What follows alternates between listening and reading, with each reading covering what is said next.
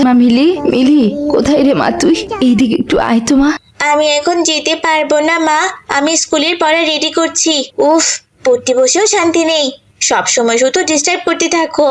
মারে এভাবে বলছিস কেন? আমি খুবই অসুস্থ রে, আজ রান্না বান্না করতে পারবো না। তোকে তো না খেয়ে স্কুলে যেতে হবে, তাই বলছিলাম কি মা তুই একটু রান্না বসিয়ে দে।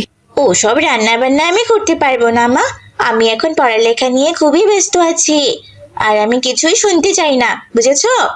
আমি যখন স্কুলে যাব তখন খাবার পেলেই হয়, এ আমি বলে দিলাম।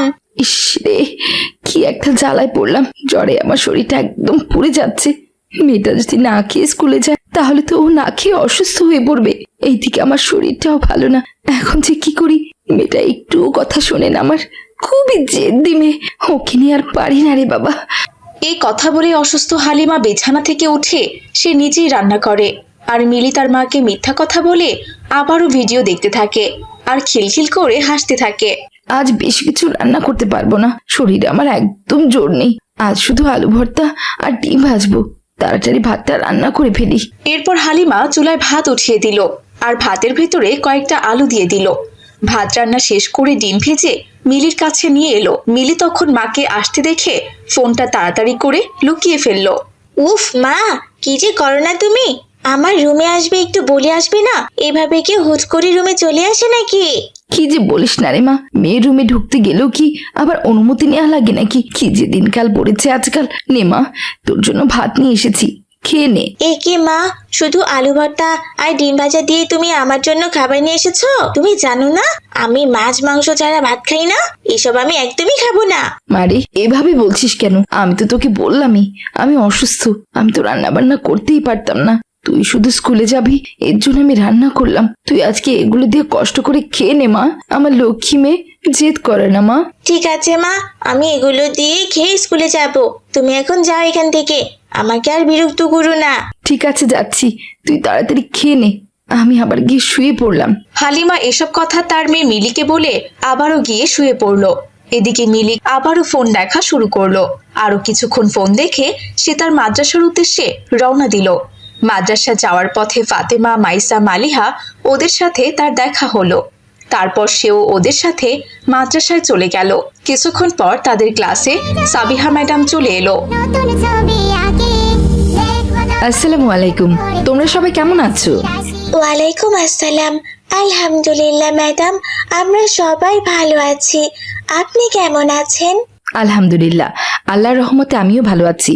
তোমরা এখন বসে পড়ো, আমি এখন তোমাদের ক্লাস নেব। এরপর সাবিহা ম্যাডাম বেশ কিছুক্ষণ তাদের ক্লাস নিল। তারপর ছাত্রছাত্রীদের উদ্দেশ্য করে বলল, বাচ্চারা আজ তাহলে এই পর্যন্তই। আমি যে পড়াগুলো দিয়েছি তোমরা সেগুলো ভালো করে পড়ে আসবে, আর যে হাতের কাজগুলো দিয়েছি তা ভালো করে লিখে আনবে। আমি কাল এসে দেখবো কেমন। সবাই ভালো থেকো, আল্লাহ হাফেজ। ঠিক আছে ম্যাডাম, আমরা সবাই হাতের কাজ করে আনবো। এমন সময় মিলি দাঁড়িয়ে পড়ল। মিলির দাঁড়ানো দেখে সাবিহা ম্যাডাম বলল, কি ব্যাপার মিলি, তুমি কিছু বলবে নাকি? দাঁড়ালে যে। ম্যাডাম, আমি আজকে ক্লাস করতে পারবো না, আর কালকেও আসতে পারবো কিনা আমি জানি না। কি বলছো মিলি, এত তাড়াতাড়ি তুমি বাসায় চলে যাবে আর কালকেও আসবে না? বাসায় কি হয়েছে, কোনো সমস্যা? আমার মা খুব অসুস্থ ম্যাডাম, আমার মাকে সেবা করতে হবে। আপনি তো জানেন আমার বাবা শহরে থাকেন, আমার মায়ের পাশে এখন আমার থাকাটা খুব জরুরি। মায়ের সেবা যত্ন করতে হবে আমাকে, আমি ছাড়া তো আর আমার মায়ের কেউ নেই দেখাশোনা করার জন্য। কত সুন্দর কথা, আজকাল তো তোমার মতো মেয়ে দেখাই যায় না। এখনকার মেয়েরা মাকে মূল্যায়নই করে না, আর তুমি তো তোমার অসুস্থ মায়ের সেবা করতে চাচ্ছ। যাও যাও, তুমি এক্ষুনি বাসায় যাও, আল্লাহ তোমাকে নেখায়ের দান করুক। ধন্যবাদ ম্যাডাম, আপনি একমাত্র ব্যক্তি যিনি সহজেই আমার কষ্টটা বুঝতে পারলেন। আপনার কাছে আমি চিরকৃতজ্ঞ থাকবো। এই কথা বলে মিলি তার ব্যাগপত্র গুছিয়ে নিয়ে বাড়ির উদ্দেশ্যে রওনা দিল। পথে যেতে যেতে মিলি নিজেই নিজেকে বলল, ম্যাডামকে কেমন বোকা বানালাম, ম্যাডাম আমার চালাকি বুঝতেই পারলো না। যাই হোক বাবা, অনেক মজা হবে আজ। এখন সামনের পার্কে গিয়ে 10 টাকার বাদাম নিব, চুপি চুপি বাদাম খাবো, আর ফোনে টিকটক ভিডিও দেখবো। স্কুল যখন ছুটি হবে তারপরে আমি বাসায় চলে যাব। এখানে কেউ আমাকে ডিস্টার্ব করে নেই বাবা, আর বাসায় তো মা একটু পর পর এসে চেঁচামেচি করে। যেই বলা সেই কাজ। মিলি 10 টাকার বাদাম কিনে নিয়ে পার্কে বসে বাদাম খায় আর ফোনে টিকটক ভিডিও দেখে। এদিকে সকাল গড়িয়ে বিকেল হয়, স্কুলও ছুটি হয়ে যায়। মাইসা, মালিহা, ফাতেমা স্কুল থেকে বাড়ির দিকে রওনা দেয়। পথে যেতে যেতে ফাতেমা মাইসাকে বলে, বুঝলে মাইসা, মিলির মা নাকি খুবই অসুস্থ, আর মিলির বাবাও তো বাসায় নেই। মিলি তো ছোট মানুষ, চলো আমরা মিলির মাকে দেখে আসি। তাকে দেখতে যাওয়াটা আমাদের কর্তব্য। ঠিকই বলেছ ফাতেমা, আমাদের মিলির মাকে দেখতে যাওয়া উচিত। সবাই মিলে মিলির মায়ের সেবা যত্ন করে তাকে সুস্থ করে তোলা উচিত। তা না হলে তো মিলিও স্কুলে আসতে পারবে না। হ্যাঁ হ্যাঁ, ঠিক বলেছ মাইসা। তোমরা এখান থেকে বাসায় গিয়ে খাওয়া দাওয়া করে ওই বট গাছের নিচে চলে এসো। আমরা সবাই মিলে সেখান থেকে একসঙ্গে যাব।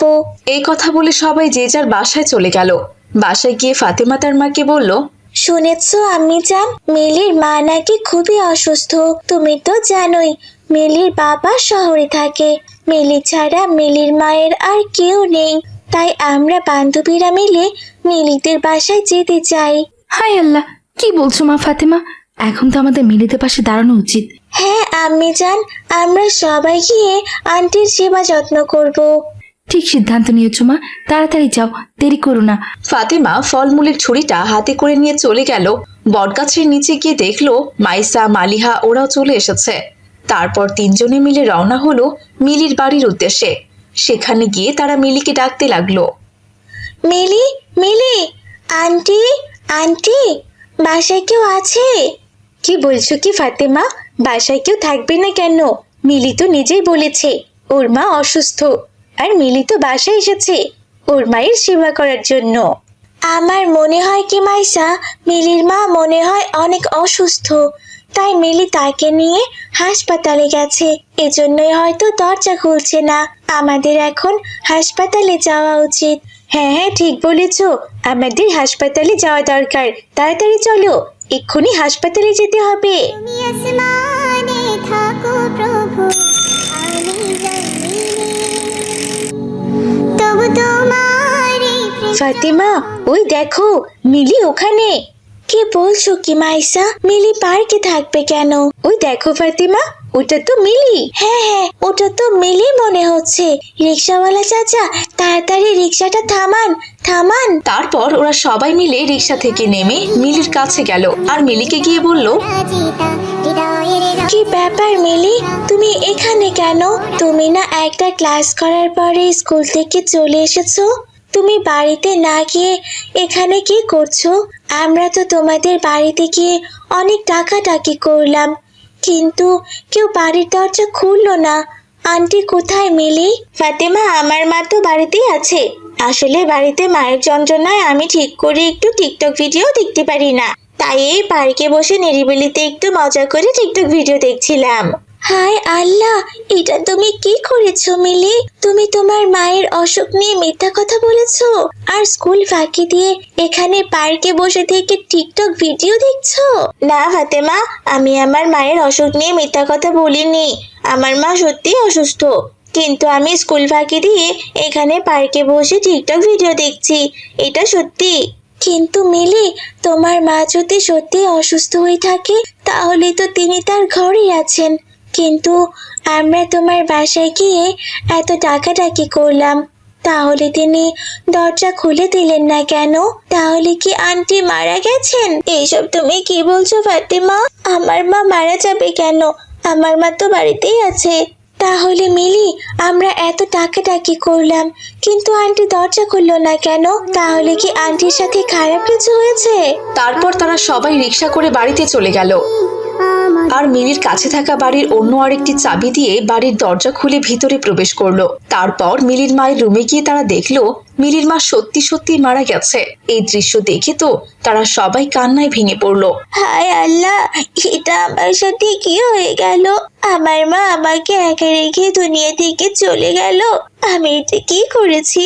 আমি যদি স্কুল থেকে ছুটি নিয়ে সোজা যদি বাড়িতে চলে আসতাম আর ঠিক সময় মাকে হাসপাতালে নিয়ে যেতাম, তাহলে আমার মায়ের এই অবস্থা হতো না।